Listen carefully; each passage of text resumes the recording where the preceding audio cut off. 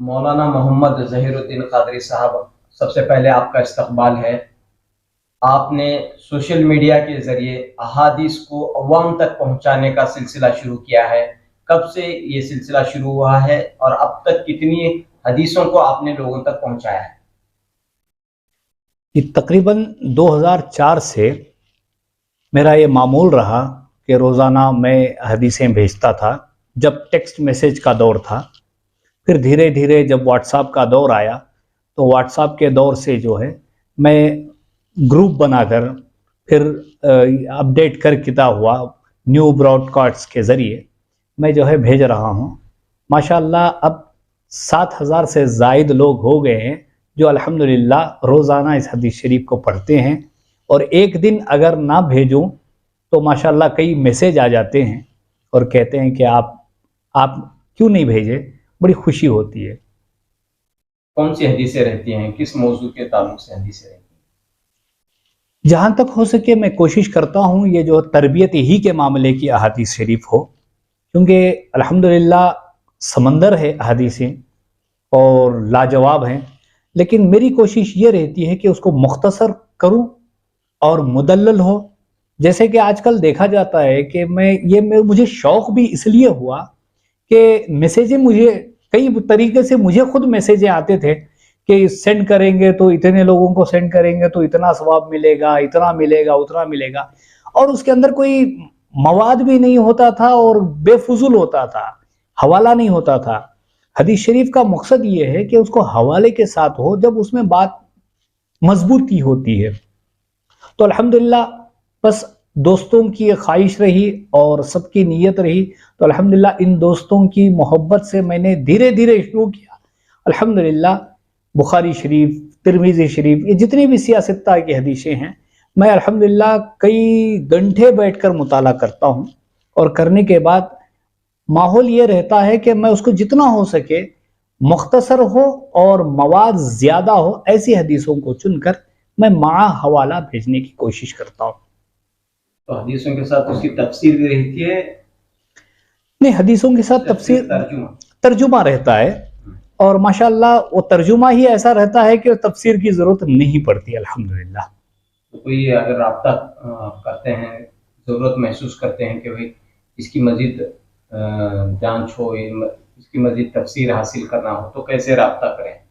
ایسے کئی بار ہوا ہے میرے ساتھ کہ کئی مرتبہ کئی لوگ مجھے بولتے ہیں کہ آج کی حدیث ہمیں سمجھ میں نہیں آئی، تو الحمدللہ کوشش کرتا ہوں کہ میں اپنے کم علم سے سمجھاؤں، اگر نہ ہو سکے تو کتابوں کے ذریعے جو ہے میرے اساتذہ سب کو لے کر میں کوشش کرتا ہوں کہ جنہوں نے مجھے کہی ہے میں ان کو صحیح طریقے سے جواب دینے کی کوشش کروں۔ الحمدللہ ایسا ہوا ہے۔ جیسا کہ مولانا آپ نے فرمایا کہ سوشل میڈیا میں ایسی ویسی باتیں جو ہیں عام ہوتی جاتی ہیں، اور جن کا حوالہ بھی نہیں دیا جاتا، ایسی باتیں جو ہے لوگ رکھتے ہیں، تو یہ مسئلے کو دیکھتے ہوئے آپ نے یہ سلسلہ شروع کیا۔ بے شک جی، تو اس میں آپ کو کامیابی بھی حاصل ہو رہی ہے؟ الحمدللہ اللہ کا کرم ہے۔ تو کیا مقصد رہا ہے مولانا کہ آج کے اس دور میں آپ لوگوں تک اپنی بات کو یا پھر دین اسلام کی بات کو پہنچائیں؟ اپنی بات تو اس میں کچھ بھی نہیں ہے، بس دین اسلام کی بات ہے۔ مقصد یہ ہے کہ ہماری قوم بیدار ہو جائیں اور ہماری قوم اچھی ہو جائیں۔ آج حالات ایسے ہیں کہ علم کی کمی، تجربے کی کمی، اور ہمارے پاس تربیت کی کمی ہے، تو کوشش یہ رہتی ہے کہ کبھی کبھار ایسی حدیثیں ہمیں دیکھنے کو ملتی ہیں کہ جس سے الحمدللہ ہماری قوم میں سدھار آ جائے، یہی کوشش رہتی ہے۔ الحمدللہ بہتر ہو رہا ہے۔ پورے ہندوستان میں یہ پیغام آپ پہنچا رہے ہیں؟ بس اللہ کا کرم ہے کہ کوشش تو یہی ہے کہ یہ جتنے بھی 7,000 سے زائد جو ہیں پورے ہندوستان میں یہ جا رہے ہیں، اور مجھے امید ہے کہ یہ لوگ جن کو جا رہا ہے وہ بھی فارورڈ کر رہے ہیں، آگے شیئر کر رہے ہیں، مجھے یقین ہے، اور الحمدللہ بڑی خوشی ہوتی ہے۔ کیسے وقت نکالتے ہیں آپ ان چیزوں کے لیے؟ آپ ایک عالم دین ہیں اور مدرسے کے ذمہ دار ہیں اور مختلف تنظیموں سے بھی آپ وابستہ ہیں۔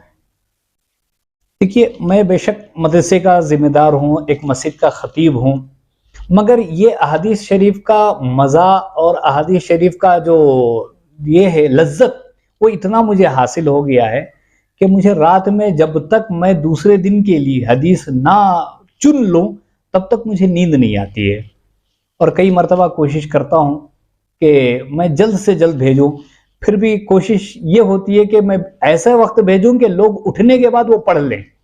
فجر میں بھیج دیں گے تو کچھ لوگ پڑھیں گے, کچھ لوگ نہیں پڑھیں گے, اس لیے میں کبھی کبھی فجر میں بھیجتا ہوں, کبھی کبھی 8 کے بعد اس لیے بھیجتا ہوں تاکہ لوگ پڑھیں اور اچھے سے اچھا ان کو ذہن میں بات بیٹھ جائے, یہ کوشش رہتی ہے. تو کبھی ناغہ ہوا ہے اس سلسلے میں, کبھی رکاوٹ پیدا ہوئی؟ ابھی تک تو نہیں ہوا, شاید ہوا بھی ہوگا, مگر جہاں تک میری کوشش ہے کہ ناغہ نہیں ہوا ہے الحمدللہ.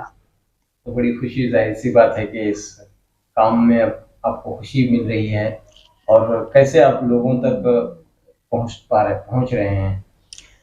یہ اصل میں کیا ہوا کہ یہ 7,000 سے زائد جو لوگ ہیں, یہ سب سے میرا کانٹیکٹ اور رابطہ نہیں ہے. جی. معاملہ یہ رہا کہ اب جیسے میں آپ کو بھیجتا ہوں تو آپ نے مجھے ایک 10 نمبر بھیج دیے, کہا کہ مولانا آپ ان کو بھی اس کے بعد بھیجیے, آپ نے ان کو بھیج دیا, تو اس طریقے سے ہوتے ہوئے میں سب کو بھیج رہا ہوں. مگر یہ 7,000 سے زائد جو لوگ ہیں, ان سے شاید 500 لوگ مجھے جانتے ہوں گے, میں ان کو جانتا ہوں, باقی کے جتنے بھی ہیں سب ایک دوسرے کو شیئر کرتے ہوئے سب لوگوں نے مجھے نمبر دیا, میں بھیج رہا ہوں. تو آپ نے گروپس بھی بنائے ہیں؟ ہاں, براڈ کاسٹ بنایا ہوں جو تقریباً اس میں 30 گروپ ہیں, تو ایک گروپ میں 256 لوگوں کو ایڈ کیا جاتا ہے, تو 256 ہیں, تو اس طریقے سے 30 ہیں تقریباً. مجھے جب بھی بھیجنا ہوتا ہے تو آدھا پونا گھنٹہ بس اسی میں لگ جاتا ہے, اور مجھے خوشی ہے کہ الحمدللہ اللہ نے مجھ سے یہ کام لیا ہے, بڑی خوشی ہوتی ہے.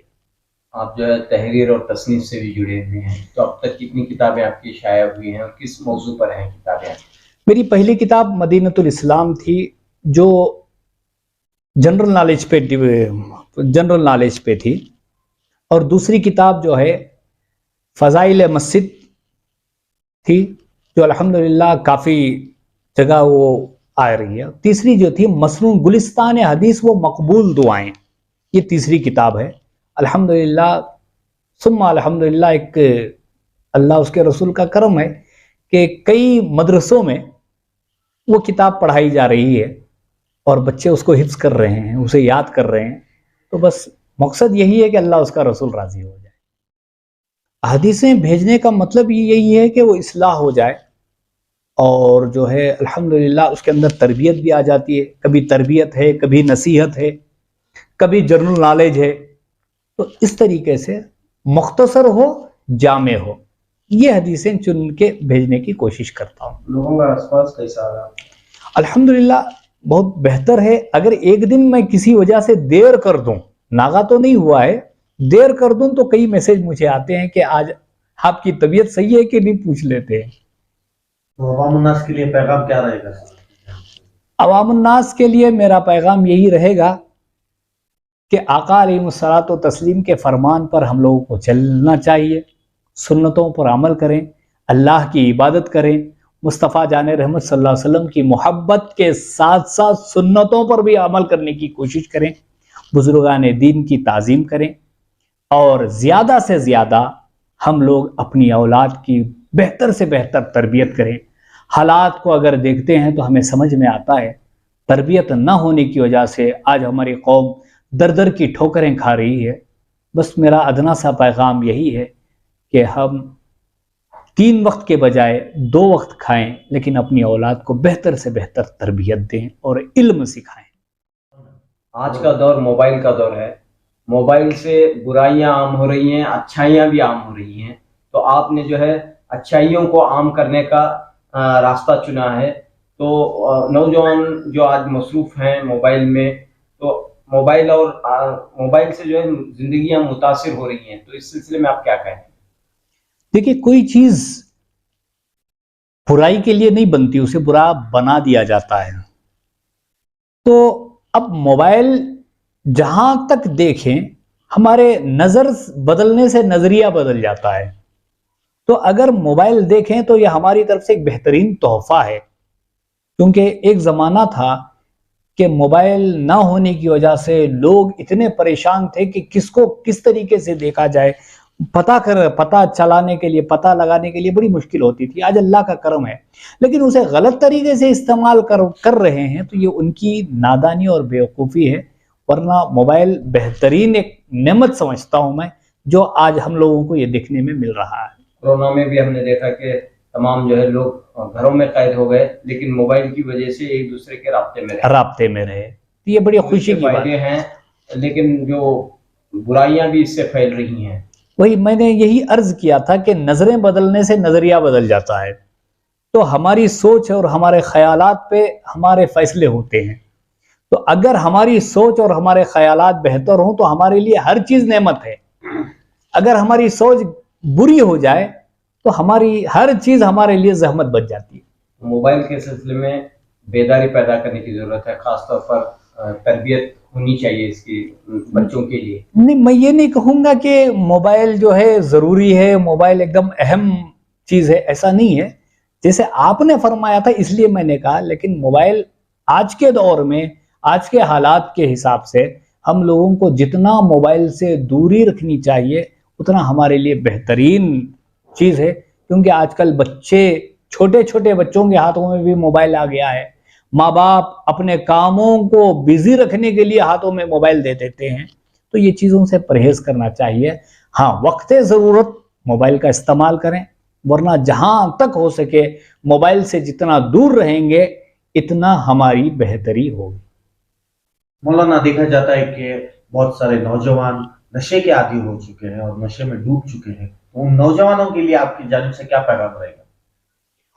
دیکھیے، جو نشے کے عادی ہو چکے ہیں، اگر ان کو واقعی میں یہ معلوم ہو جائے کہ ہم جس کے امتی ہیں انہوں نے نشے کے بارے میں کیا کہا ہے، اگر اسے سمجھ جائیں، اور ہم جس کی عبادت کرتے ہیں اس رب نے نشے کے بارے میں کیا کہا ہے، یہ اگر ہماری سمجھ میں آ جائے تو انشاءاللہ ہمارا نوجوان کوسوں میل دور ہو جائے گا۔